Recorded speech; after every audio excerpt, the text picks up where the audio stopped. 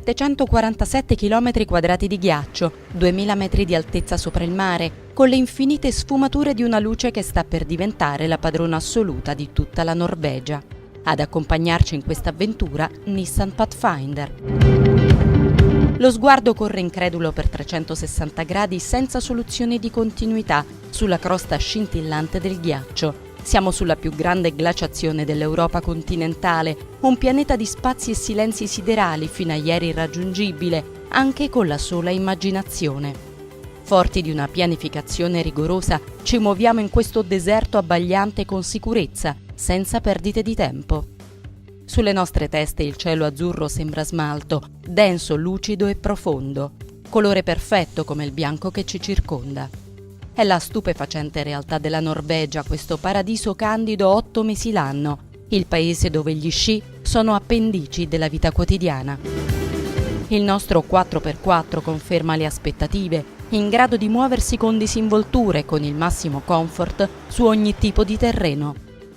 La salita è quasi una corsa ininterrotta, un'esplosione di ebbrezza trascinati dalla forza misteriosa di un panorama che ad ogni passo rinnova lo stupore e il desiderio, fino all'apoteosi dell'ultimo metro in vetta.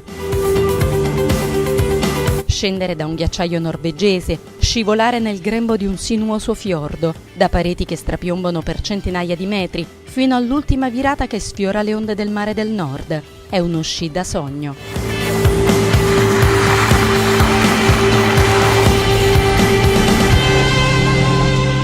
Siamo sul tetto della Scandinavia, quasi 2500 metri di quota, pochi se paragonati ai 4000 delle Alpi, ma molti se si considera il dislivello che a volte precipita fino al livello del mare.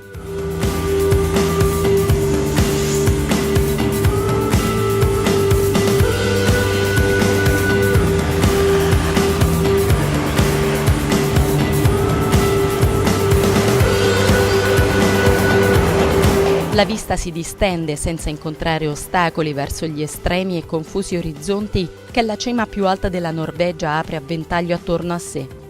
Tutt'attorno una corona di remote montagne a misurare lo spazio e il tempo.